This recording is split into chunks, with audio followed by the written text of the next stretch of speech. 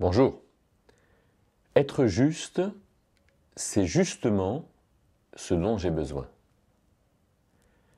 Je pense que c'est assez évident pour tout le monde que quand on n'est pas juste, on ne se sent pas bien. Et ne pas être juste, c'est par exemple se sentir coupable. Alors c'est sûr que certains se sentent coupables de certaines choses et puis d'autres pas du tout, pour les mêmes choses. C'est une question d'éducation.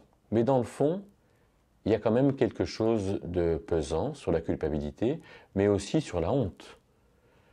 On peut très bien ne pas se sentir coupable, mais avoir honte. Avoir honte de ce que nous avons fait, de ce que nous sommes, de ce que nous avons, honte de notre famille, honte de notre pays, etc. On peut aussi être insatisfait. Quand on n'est pas satisfait de quelque chose, c'est que ce qu'on fait n'est pas juste. On se rend compte que ce qu'on fait, on pourrait mieux le faire. Et du coup, on n'en a pas des états d'âme très agréables. La fébrilité, c'est aussi un état d'âme qui touche plutôt notre regard sur les circonstances, mais où on se rend compte qu'on est fébrile parce que c'est pas très juste. On est peut-être fébrile quand on passe un examen et qu'on se rend compte qu'on n'a pas assez révisé et du coup qu'on ne sera pas à la hauteur. C'est donc quelque chose d'important, la justice. Mais finalement, qu'est-ce que c'est la justice? J'ai mis un peu de temps avant de définir, de trouver que la justice, c'est l'arbitrage de Dieu qui est selon la vérité. Voilà, je fais quelque chose et donc Dieu regarde la chose que j'ai faite et il va dire, voilà, j'arbitre, je suis arbitre parce que je peux arbitrer, je peux dire ça c'est bien ou c'est pas bien, c'est juste ou c'est pas juste, c'est vrai ou c'est pas vrai. Dieu rend donc justice et peut rendre justice. Et la justice, c'est quelque chose d'idéal. C'est-à-dire qu'on a en nous cet idéal très fortement ancré. Et le moyen de la justice, c'est la vérité de Dieu. Et on pourrait dire que l'institution par laquelle Dieu rend justice, aujourd'hui, c'est dans un sens la justice des hommes, mais c'est aussi l'Esprit de Dieu, c'est la croix à laquelle Dieu a rendu justice, Jésus s'étant chargé de nos péchés, le tribunal de Christ pour les chrétiens, le jugement dernier.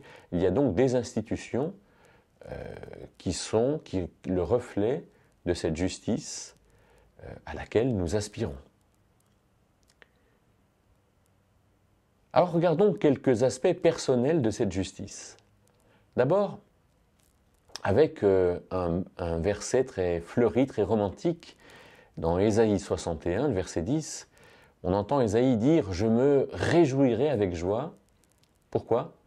Eh bien parce que Dieu m'a revêtu du vêtement du salut, mais aussi il m'a couvert de la robe de la justice. Un peu la même chose que pour le sacrificateur Zacharie.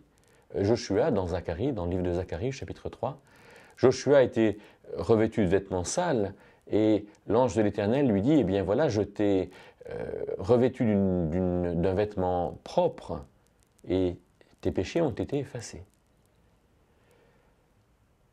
C'est quelque chose qui est très parlant, ça.